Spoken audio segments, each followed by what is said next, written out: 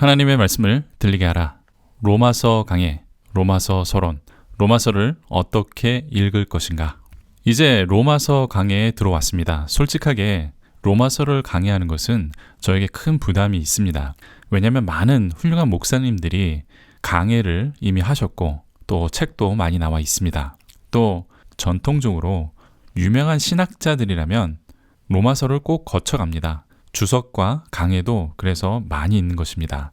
그런데 제 나름대로의 성경 해석학적 입장으로 로마서에 이제 도전하는 것은 이 거장들 사이에 어린아이와 같은 그런 느낌이 들기 때문에 약간은 부담이 됩니다. 그래도 저만의 성경 해석학적 입장이 있기 때문에 성경의 이 세 가지 핵심 주제로 한번 로마서를 보기 원합니다. 성경의 세 가지 핵심 주제는 첫째, 하나님, 예수님, 성령님은 누구신가? 이 하나님의 존재론을 성경은 말하고 있습니다. 두 번째, 언약관계 안에서의 하나님의 백성 또는 교회. 이것이 두 번째 주제이고 세 번째 주제, 하나님의 나라입니다. 이러한 성경의 전체적인 주제 안에서 로마서를 읽고 강해한다라는 것을 알아주셨으면 합니다. 이러한 전체적인 성경의 주제와 또 로마서의 핵심적인 주제를 통해서 전체적인 숲을 바라보면서 그 균형 안에서 숲 속의 나무를 하나하나 살펴볼 것입니다. 그렇다면 로마서의 전체적인 주제는 무엇인가? 그 해답은 로마서 자체에 있습니다. 1장 5절입니다. 그러므로 말미암아 우리가 은혜와 사도의 직분을 받아 그의 이름을 위하여 모든 이방인 중에서 믿어 순종하게 하나니라고 되어 있습니다. 예수 그리스도의 이름을 위해 모든 이방 사람들이 믿고 순종하게 하려고 사도 바울이 부르심을 받았고 너희들도 그리스도의 것으로 부르심을 받았다. 이렇게 서론으로 시작을 합니다. 그리고 결론 부분에 가서 또 16장 25절에서 26절에 이렇게 기록이 되어 있습니다. 나의 복음과 예수 그리스도를 전파함은 영세 전부터 감추어졌다가 이제 나타내신 바 되었으며 영원하신 하나님의 명을 따라 선지자들의 글로 말미암아 모든 민족이 믿어 순종하게 하시려고 알게 하신 바 그 신비의 계시를 따라 된 것이니 이 복음으로 너희를 능히 견고하게 하실이라고 되어 있죠. 여기서도 또 반복이 됩니다. 결론 부분에서도 모든 민족이 믿어 순종하게 하시려고 내가 복음과 예수님을 전파한다 이렇게 말씀하고 있습니다. 다시 말하면 로마서의 기록 목적은 로마에 있는 성도들과 또 우리들이 예수 그리스도를 믿고 그 가르침을 순종할 수 있도록 우리를 견고하게 세우시려고 로마서가 기록이 됐다라고 말씀하고 있는 것입니다. 로마서는 예수 그리스도를 믿고 순종하도록 말씀하는 것이다. 그런데 로마에 있는 첫째는 유대인에게요. 또한 헬라인에게라는 이 상황 속에서 우리가 무엇을 믿고 어떻게 순종해야 하는지 그 말씀을 하고 있는 것입니다. 그런데 이러한 주제를 너무 강조하다 보면 로마서를 접근하는 많은 방법 중 가장 흔한 실수는 너무 교리적으로 접근한다는 것입니다. 로마서는 가장 근본적인 기독교의 교리와 윤리를 다루고 있습니다. 때문에 죄, 사망, 율법, 칭의 등 이러한 신학적, 종교적 교리의 단어가 많이 등장하는 것은 부정할 수 없습니다. 다시 말씀드리지만 이렇게 세부적으로 파헤쳐 들어가다 보면 본질에서 멀어지고 길을 잃어버리는 경우가 많다는 것입니다. 때문에 우리가 전체를 바라보아야 합니다. 로마서의 전체적인 주제는 우리가 믿고 순종할 수 있도록 기록되었다라는 것을 명심해야 한다는 것이죠. 우리가 믿는 것이 무엇이며 우리는 예수님과 더 나아가서 성경의 어떤 가르침에 순종하며 살 것인지 말씀하는 그 연장선 안에서 교리적 가르침이 나타난다라는 것을 명심해야 합니다. 이 로마서의 배경, 로마서의 배경을 이해하기 위해서는 이 세 가지의 배경을 잘 알아야 합니다. 첫 번째, 사도 바울을 알아야 합니다. 그리고 당시 교회의 현실을 알면 내용을 이해하는데 아주 많은 도움이 됩니다. 그리고 사도 바울과 당시 교회의 관계를 이해할 필요도 있습니다. 하나님께서는 사도 바울을 통해서 당시 로마에 있는 교회에게 말씀하셨습니다. 그리고 로마서를 통해서 오늘날 우리에게도 말씀하고 계십니다. 그 첫 번째 배경은 사도 바울이 어떤 사람인지 조금 이해할 필요가 있다는 것입니다. 사도 바울은 길리기아 다소에서 태어났다고 사도행전 22장 3절에서 말씀하고 있습니다. 바울은 히브리인 중에서 히브리인이라고 빌립보서 3장 5절에서 이렇게 스스로를 불렀습니다.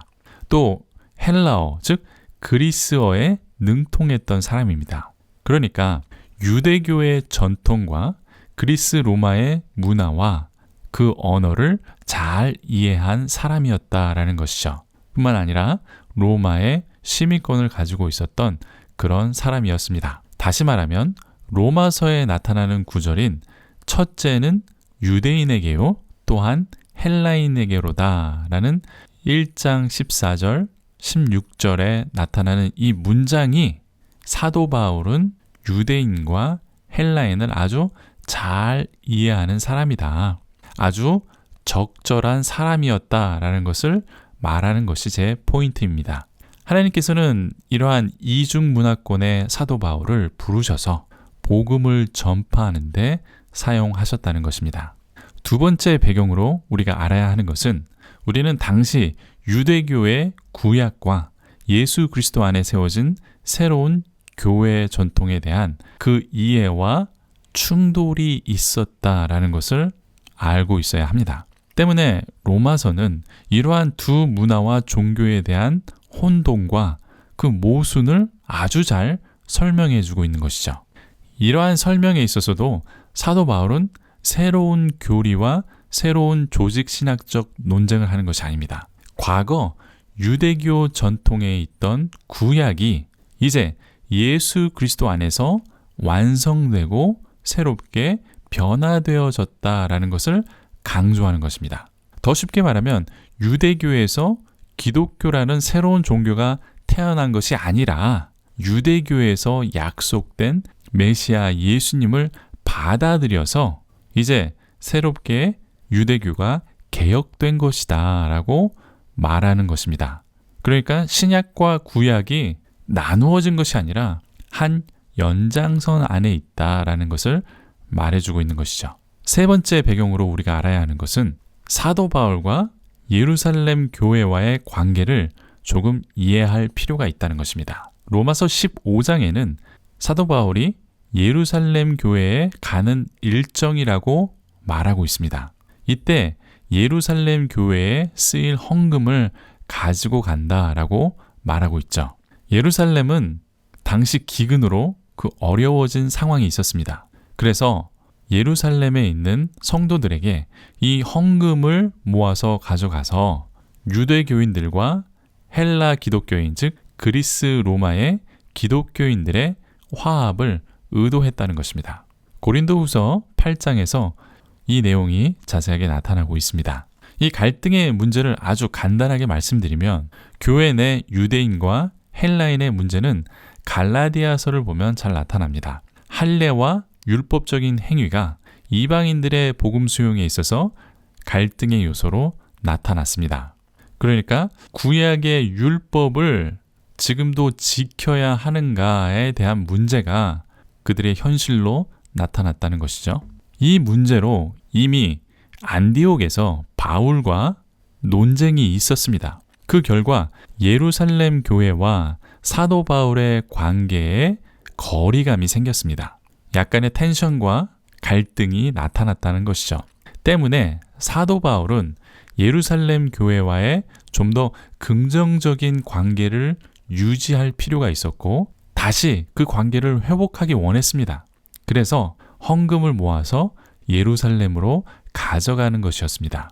그러니까 로마 교회는 당연히 이방인들의 교회였고 전통 유대교 출신인 기독교인들에 대한 거부 반응이 있는 그러한 상황에서 기록되었다는 것입니다. 때문에 사도 바울은 로마서에서 15장 31절에 보면 예루살렘에 대한 나의 봉사가 예루살렘에 있는 성도들에게 받아들여질 수 있도록 기도한다고 말하고 있습니다.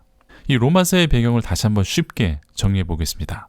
사도 바울은 유대교와 헬라적 배경을 가진 사람이었습니다. 당시 교회는 유대교 전통을 지키는 문제를 가지고 있었고 때문에 이방인 성도들과 갈등이 있었다는 것입니다.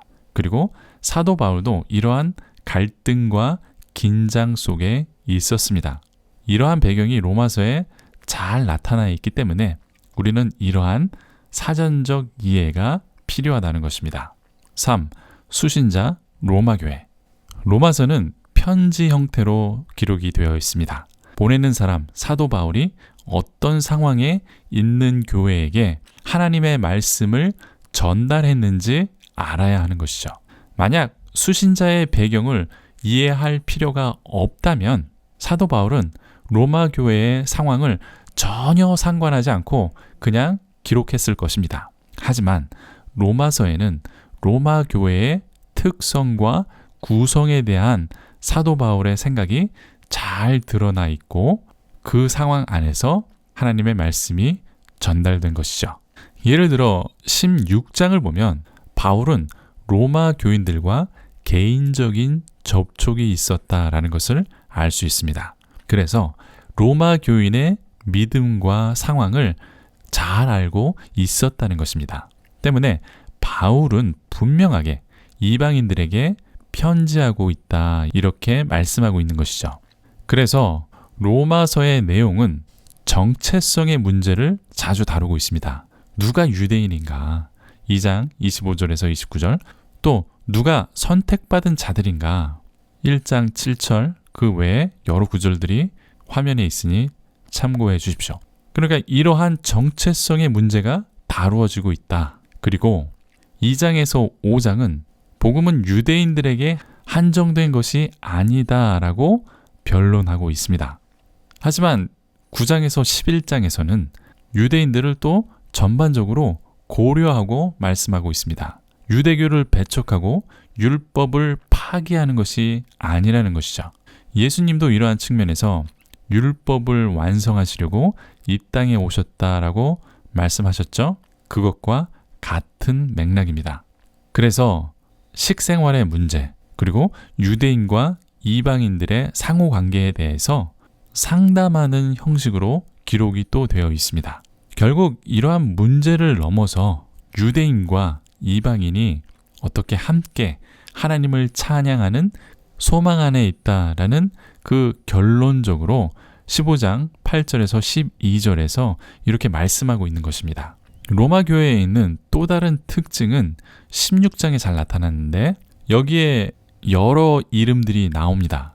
그런데 그 이름들을 보면 노예 출신들이 많이 있다는 것입니다. 이 16장에 24명의 이름이 나타나는데 그 중에 14명이 통상적인 노예의 이름이었습니다. 그리고 8명은 부유층의 이름으로 보입니다. 다시 말하면 사회적 신분의 배경도 매우 다르고 다양하다는 것입니다. 또한 로마 교회는 여러 가정교회로 구성이 되어 있었습니다. 로마의 유대인 추방과 핍박으로 인해서 작은 가정교회 단위로 유지될 수밖에 없었습니다. 그런데 유대인들이 로마에서 다 추방되니까 로마 교회는 대부분 로마 사람들만 남게 되었습니다. 그러다가 이 추방 명령이 폐지가 되고 유대인들이 다시 로마로 돌아옵니다. 그때 교회 내에 문화적 차이가 발생했을 것이라고 추정할 수 있다는 것입니다. 이방인들의 가정교회에 아브라함의 자손으로 율법을 잘 알고 지키는 유대인들의 정체성에 대한 문제가 나타날 수밖에 없다는 것이죠. 때문에 사도 바울은 우리 그리스도인이 누구인지 이것에 대한 뚜렷한 정체성에 대하여 아주 잘 말씀해주고 있다는 것이죠. 자, 이러한 로마 교회에게 말씀하고 있다. 수신자는 바로 로마 교회이기 때문에 이러한 상황 가운데 하나님께서 말씀하고 있다라는 것을 우리는 인지하고 있어야 하는 것이죠. 4. 로마서의 기록 목적. 로마서가 기록이 된 목적은 첫째, 로마서는 사도 바울의 선교적인 목적이 나타납니다. 15장 18절에서 24절에 보면 명백하게 나타나는데 이방인의 사도로 사역하고 있는 사도 바울은 이제 스페인 지역으로 진출하려고 하고 있습니다. 그러니까 로마를 기준으로 북서쪽으로 그 사역을 넓혀가려고 하고 있는 것이죠. 그래서 로마 지역이 굉장히 중요하고 로마 교회에서 충분한 지원이 필요했던 것입니다. 이러한 선교적인 목적도 포함이 되어 있다. 이것을 우리가 생각해 보아야 하고요. 두 번째, 이 변증적 목적이 나타나는데 사도 바울은 로마 교인들의 복음의 부르심을 입은 이방인의 사도라는 것을 알아주길 바랬습니다.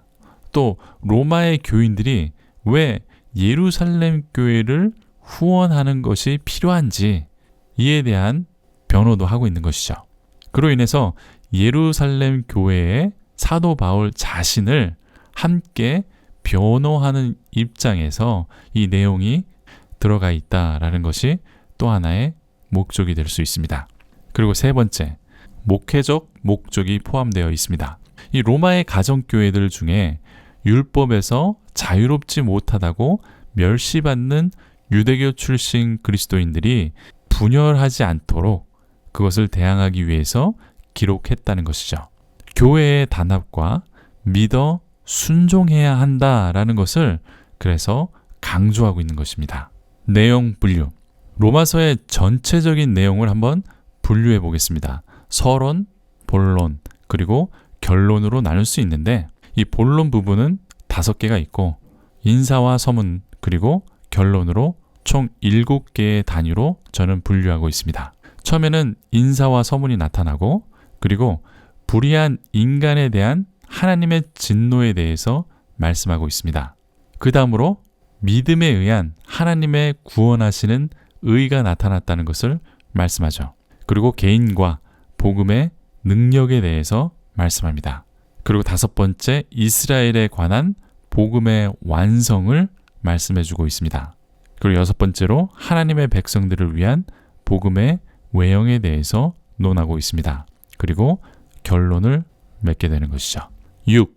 맺은 말. 지금까지 로마서의 서론이었습니다. 로마서를 통해서 우리가 무엇을 믿고 어떻게 순종하며 살아야 하는지 이 주제를 통해서 함께 로마서의 내용을 다루겠습니다. 오늘날 우리 기독교가 가지고 있는 문제는 어쩌면 로마 교회가 가지고 있던 문제와도 연결될 수 있습니다.